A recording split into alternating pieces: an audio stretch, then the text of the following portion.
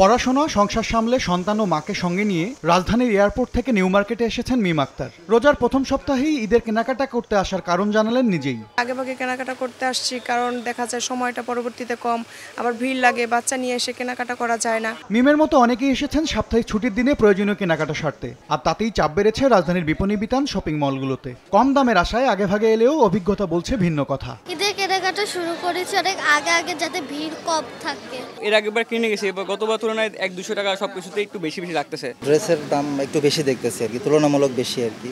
এটা হওয়াটাই স্বাভাবিক, কারণ ইনফ্লেশন আছে, দেশের যে সার্বিক পরিস্থিতি। আমাদের আয় আর ব্যয়ের সামঞ্জস্যতা তো একটু অসম্পূর্ণ থাকবেই। গত কয়েক বছর ভারতীয় পোশাকের একক কাটতি থাকলেও এবার পাকিস্তানি পোশাকের চাহিদা বাড়ার কথা জানালেন বিক্রেতারা। তবে দাম বেশি চাওয়ার অভিযোগ ক্রেতাদের। পাকিস্তানিটা একটু বেশিই চলছে, সব মেয়েদের এখন পাকিস্তানিটা খুব পছন্দ।